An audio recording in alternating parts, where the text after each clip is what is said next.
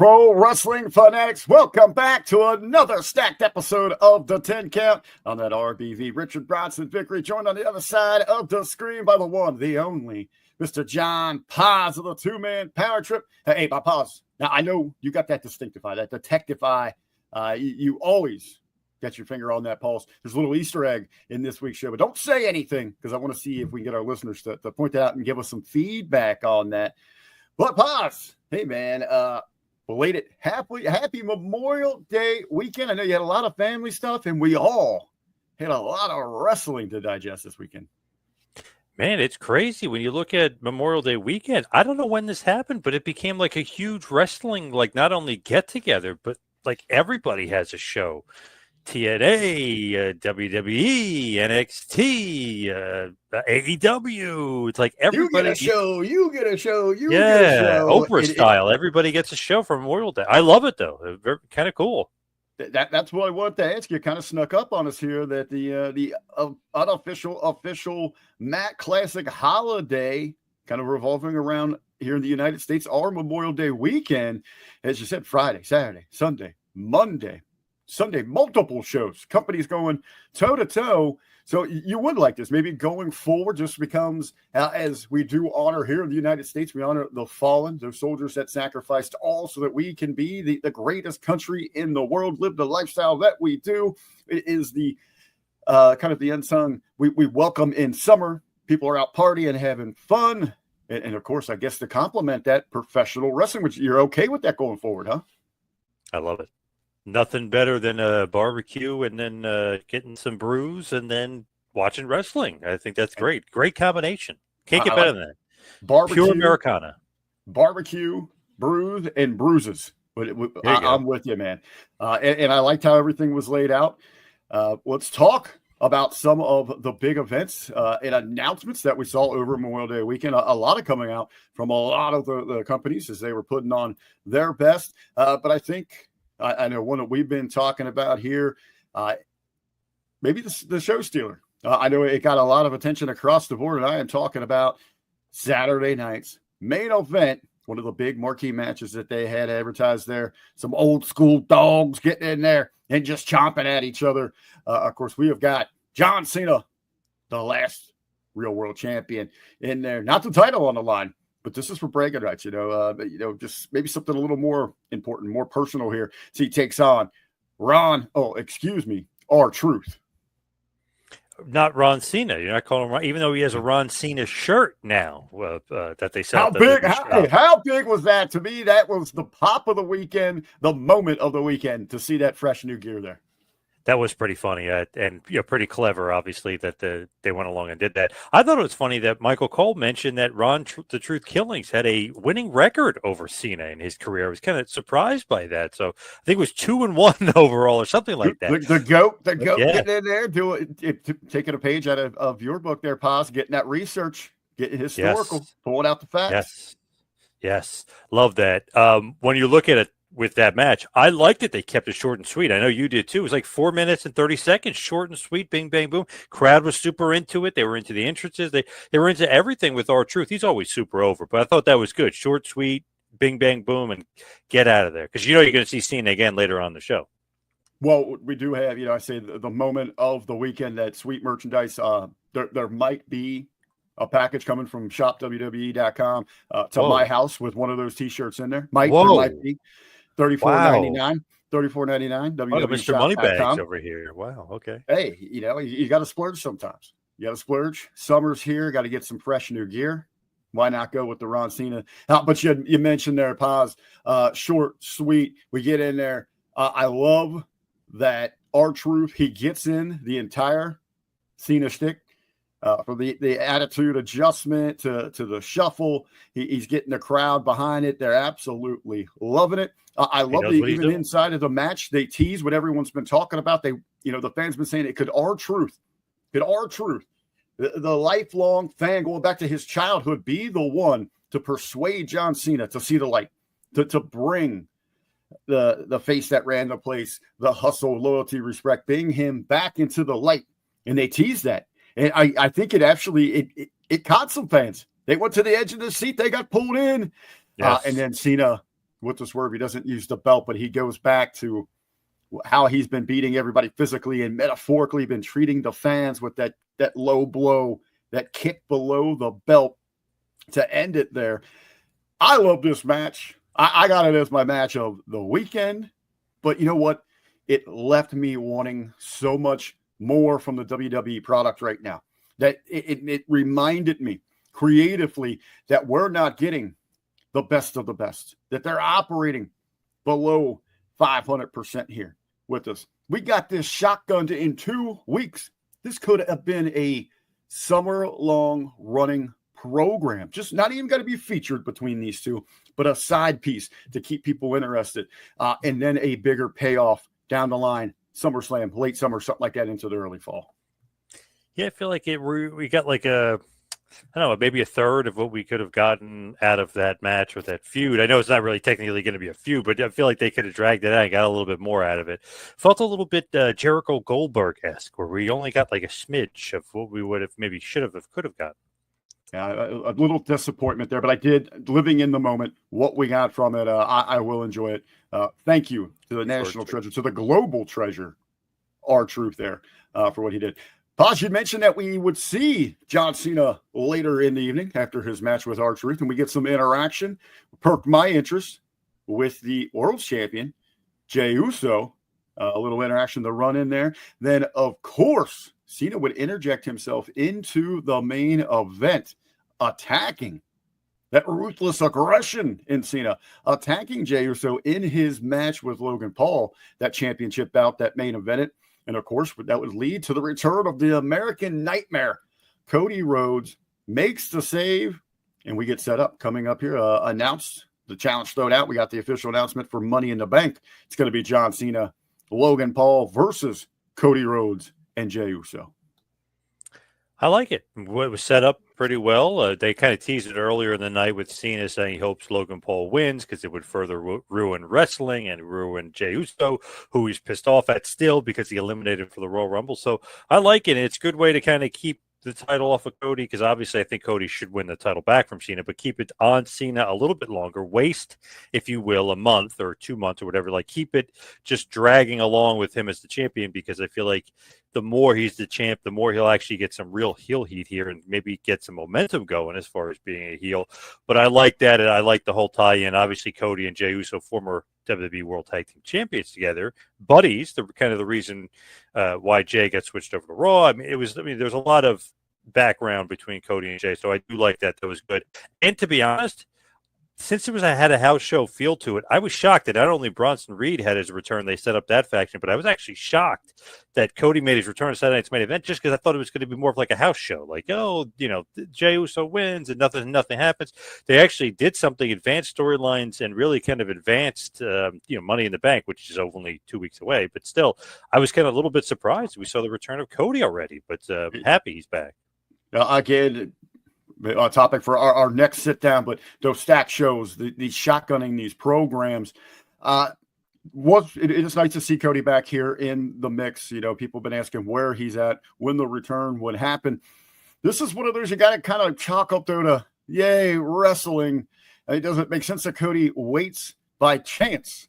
If you're strategically planning your return to exact that revenge, make a statement and let John know that you're back on his trail. Maybe he just got to the show. Maybe the car was late. I get that. Maybe he's just lurking around in the back, waiting for something to happen, and he thought maybe the best, maybe I'm not going to go out there and help R-Truth. I'm not helping him. So he just got. Cody knows what it's been like to be low blowed multiple times by John Cena, but I'm not going to help him. I'm going to wait because something else might happen. Maybe he has that crystal ball. Maybe I'm totally wrong here, but yay, wrestling. But we do have the setup there. Should fans rejoice that we get this tag match? We've got one outside star, Logan Paul. Let's call him outside star. Instead of Travis Scott coming back, or we should we hold our breath because we might get an addition of some rappers into this match. Man, I was thinking about that. I'm like, oh, God, what is Travis Scott? How is he going to get added to this or whatever? But I was like, oh, thank God. Okay, Logan Paul. All right, here we go. So hopefully Travis Scott does not get added and does not get involved with this. I'm praying for that. Jeez. Well, we talked about Travis Scott maybe adding Bad Bunny. Would you be okay if they had Travis Scott and then R-Truth got into this thing and we get a 6-man? Oh, okay, all right. I could live with that, even though I hate Travis Scott with a passion. I could live with that. At some point, we got to see him get his comeuppance. So I'd rather it be sooner or later. Let's just get it over with. Okay, we can blend him in even further into a 6-man where he doesn't have to do much, and we move on from it. Okay, I'm okay with that. Other big announcements this weekend, and there was a lot of them. This one really kind of stands out here. It's been a long time rumor coming, long time waiting, but we do get the announcement. It is going down mid-July. The return of the Evolution All Women's Pay-Per-View, the premium live event, Evolution 2.0. Poz, what was your thoughts on the first go around, maybe going into that show and after the show? Why is it taking so long to do this again? I don't know. To be honest, I'm not really into it because there's so much women's matches on the shows as it is. Do they really need a separate show, or unless they just go separate show altogether? So to me, it's just, I don't know, maybe a little bit too much, maybe a little bit too much overkill. That's just, I don't know. And then you waited that long to do the second one. It just feels wrong. It feels weird, to be honest. The first one, I know they're promoting Ronda Rousey. They had Nikki Bella, who's a big star. I mean, you had all these other different women. You really there. You had Stephanie with our lady balls, and you were in the introduction where the women's evolution, if you will, had a lot of steam behind it. You are right here. It is kind of weird because we've got the women integrated into all these shows. NXT's running right now. They've got women every other segment. A strong division going. Really across the board of pro wrestling, you're seeing more of a spotlight involvement in the shows with the women and the divisions kind of stepping up their game. Yeah, because Evolution, the first time around, yes, they were making a name for themselves, but they weren't as, like, in every segment, main eventing every other show. So now it doesn't really kind of make sense to put it in there. I disagree with this one. Yeah, to me, this is going to be one of those where we look at it from the business side. That's interesting. What is the message? Obviously here you want to send an empowerment message to show the young women that they can achieve, that they can perform in a male-dominant, historic meaning male-dominant stage like professional wrestling. Look where we have come. Maybe that is the case. I know you and I have talked. I know over on the HMG platform, we are regularly talking about it. It is the depth of talent. It is the changing of the guard. You have got a great group on the rise that is absolutely hungry. They are very talented. And they're going to be coming for a lot of those spots where a lot of people have been comfortable, and we might see a lot of turnover. So maybe this is a changing of the guard in the evolution, even inside the women's division inside of WWE. They got a bunch of popular women, that's for sure. Well, I'd say a bunch of very talented women. And with all the wrestling going on this past weekend, absolutely the women were on Showcase. Poz, let me ask you here. We'll stay on the topic of the ladies. What was your favorite women's match of the Memorial Day weekend? I know people out there are probably going to say Mercedes Moné and Jamie Hayter. They're going to say they love that. Good. Some people might even throw out Anna Jay and Harley Cameron against Penelope Ford and Megan Bayne because they stepped up. Because they stepped up, but also the post-match antics with the with the eating of the butt stuff that I know, the stink face, if you will. I know some people, obviously it's kind of tongue-in-cheek there, so to speak, but I mean, it is something that people have kind of spread around the internet. But I got to throw one out there for you, and I know some people absolutely hated this match, but I'll throw it out there as the best match of the weekend. Sol Ruca versus Kaylani Jordan. That was the favorite women's match of the week. And I know people say too much flips and they don't like her finish. Is it believable? Stuff, but I'm throwing that out there. They were the most athletic, and I feel like they had everybody behind them. And also, just to shout out, Kaylani Jordan is definitely my favorite in the business right now. So there you go, Kaylani Jordan and Sol Ruca. I would agree a little bit with the critics there. I thought early on in that match, it looked like they were formatted. You could tell maybe they were running through a lot of the practice there at the Performance Center. But both very athletic women. I thought they found a nice groove and a very athletic finish. I think there is a lot to go there with Sol. A very unique look. She's distinct in what she does. Again, very athletic.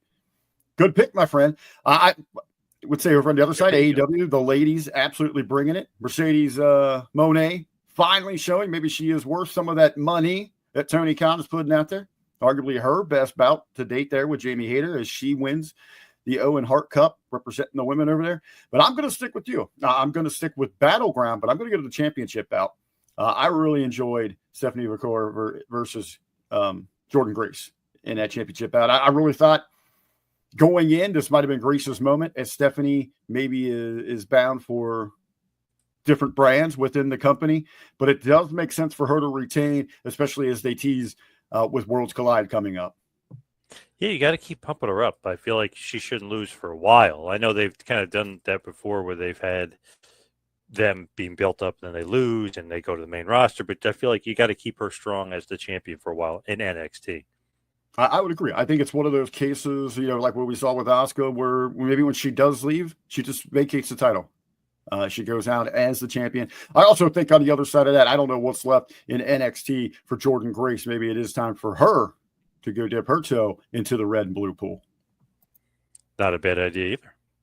Well, a lot of big matchups across the board, from TNA to the red and the blue to NXT to AEW. But let's talk about one of the big heavyweight hitters that a lot of people are talking about, and that's the promotional battle, the head-to-head that we saw Sunday night. That is NXT versus AEW. Poz, your thoughts on the promotions going head-to-head, and who got the nod in your view? Love the head-to-head. I love the competition there.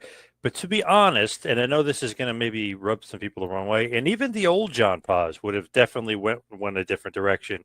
I used to go to Ring of Honor shows, hundreds of them, and they would be 4 or 5 hours. You'd see 20-minute match after 20-minute match, and that's great.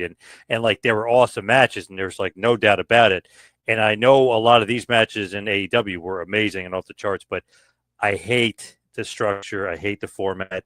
It is ridiculous. You cannot do a pay-per-view like that. I know the fans are into it and the fans love it. But for me personally, this is my personal thing. You cannot have 10 matches and all of them go 20 minutes. You can't have FTR versus Nigel and Daniel Garcia go 22 minutes. You can't have the two main events back-to-back go 36 minutes and 36 minutes. It's just too much. It's too long. That's why I'll just literally, just because of like the sheer fact that the show is way too long and the matches are way too long, I'd go NXT. I love that format. 10-minute match, 15-minute match. Oh, maybe 16-minute match. Oh, 10-minute match. Short matches, keep it short. Only 6 matches in the card. Boom. Maybe the main event should have went longer. Yeah, for sure. But I'll just go NXT just for the fact, like, man, you're exhausted after an AEW pay-per-view. And I can't even imagine if you're there live. I'd be probably sleeping with all this. It's too much. To piggyback on what you're saying there, Poz, I absolutely agree with you here. AEW has to be aware of their surroundings on a weekend like this, where us as the fans, there is so much to consume. And they cannot be naive to believe that people are only tuning in to see them. They know they're watching, maybe not TNA, but they know that they're watching the WWE brand. They know they're watching the majority of those shows. You got to be aware of that. And you cannot just oversaturate it with your product. As you said, get in, get out, make it meaningful. Have people talking, have people wanting more, not losing interest in your own show because it continues to drag out. A lot of these matches you had could have been some great draws for your television program, for some other things that you got going on, instead of trying to jam it in to one evening of pro wrestling. Going into this thing, I most certainly was looking more forward to NXT. It didn't let me down. I thought it delivered at the end of the night. It is the two between the two that I preferred. And I think, NXT has that little extra spice that gives it that edge here with the wild card, if you will. And it was the big surprise of the night, but having them with TNA on the show was something very special. A very nice draw. And we get, maybe controversial, maybe a bit of a surprise. I know the TNA fans, they are talking. They're in an uproar. Whoop that Trick. Trick Williams is the new TNA world heavyweight champion. I don't know why this kind of surprised me a little bit. I figured Joe Hendry would definitely go over here. So Trick gets the win. A little surprised. I know it was a little chicanery. Maybe he cheated just maybe a little bit there to get the win. He bashed the guy's head into a belt. That's going to give you an assist.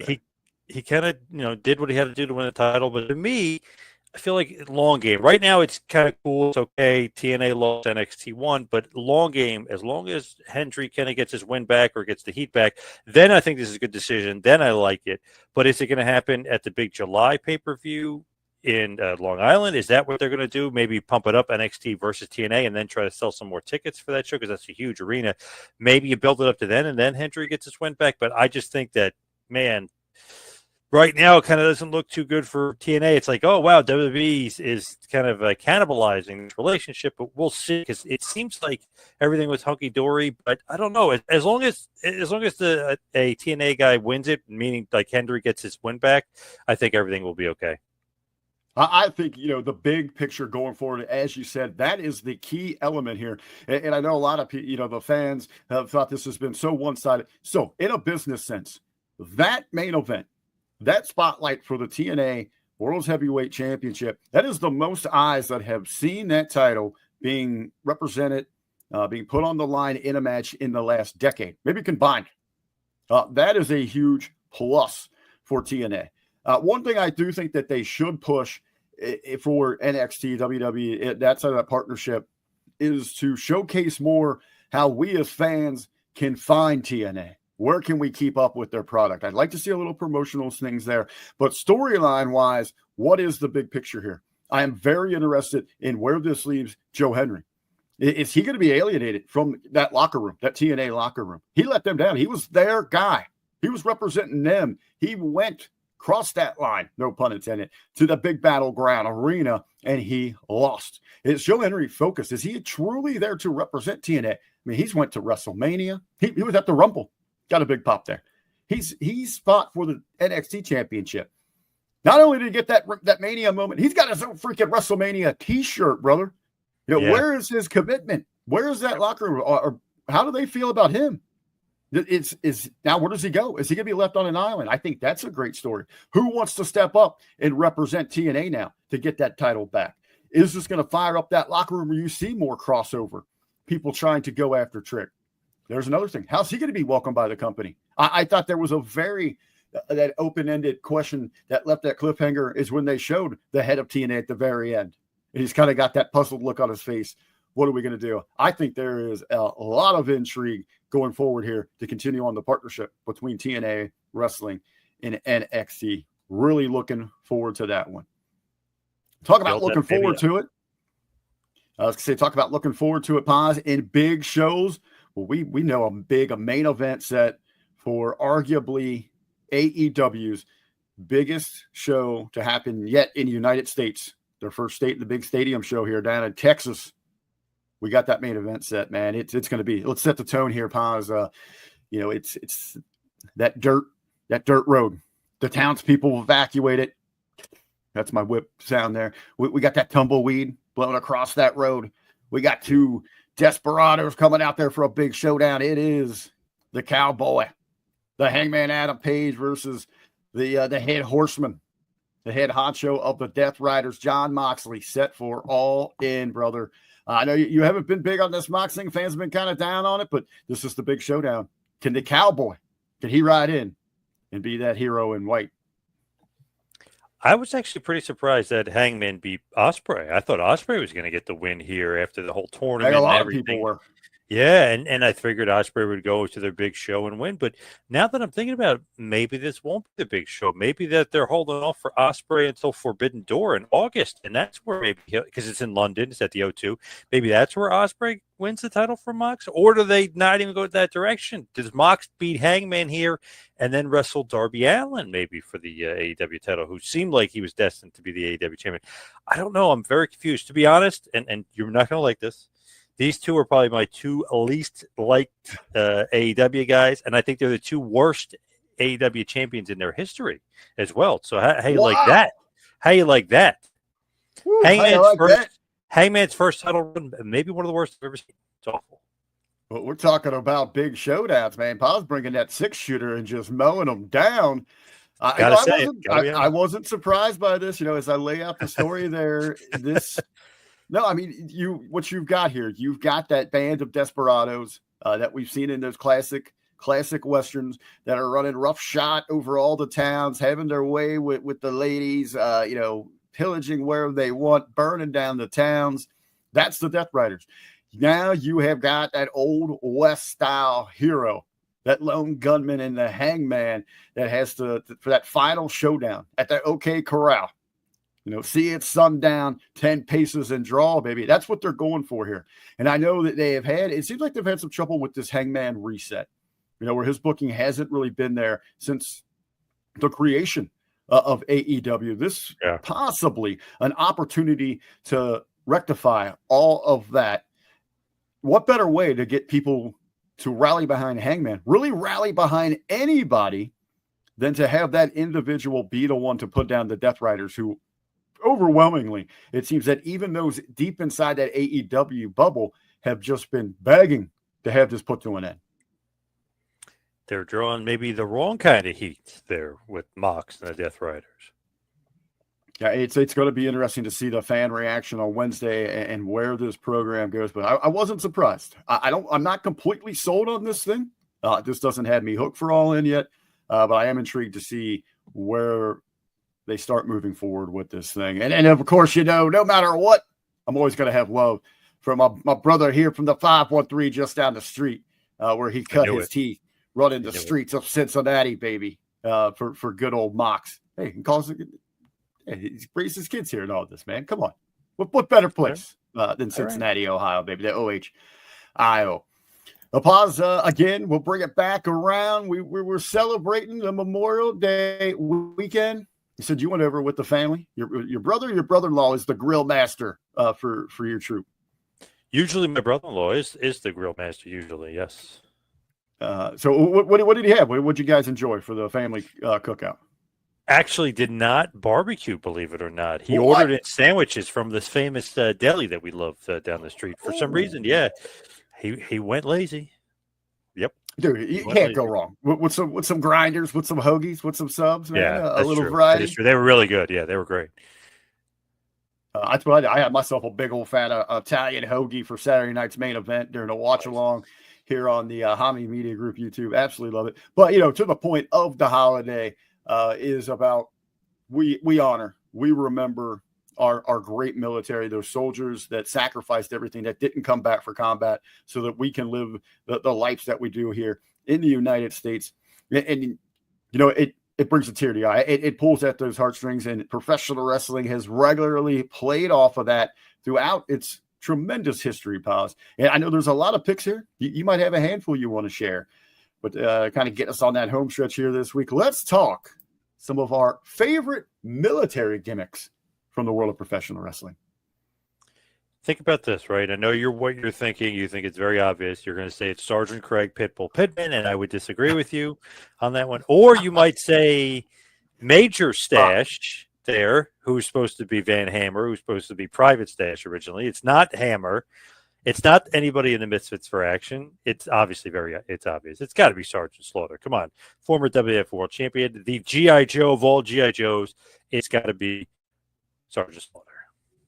One of the greatest moments of my childhood is Sergeant Slaughter stepping up to save us all, dropping those elbows on a Nemesis Enforcer when Cobra was looking for global domination. Yes. Hey, great movie. As fans, as we get older, we get bitter. Have you ever run into anybody that actually has had issue that maybe he wasn't actually a sergeant?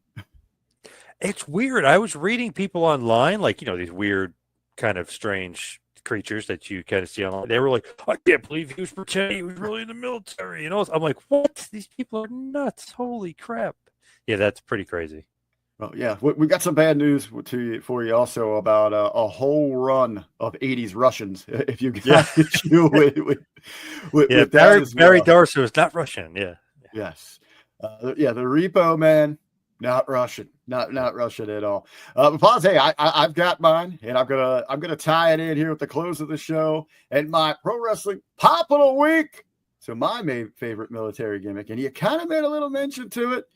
I am going to salute you, U.S. of today's the bomb. Yes. Major Guns getting it done. Hey, can't argue with that. She'll get you to stand up and salute. Absolutely. Everybody out there, he's Shop Poz. I'm Rick Vickery. Thanks for joining us here for our Memorial Day weekend rewind special edition here of the 10 Count. Please give us a like, please give us a comment, and most certainly give us a share. We'll see you on the next go around. This is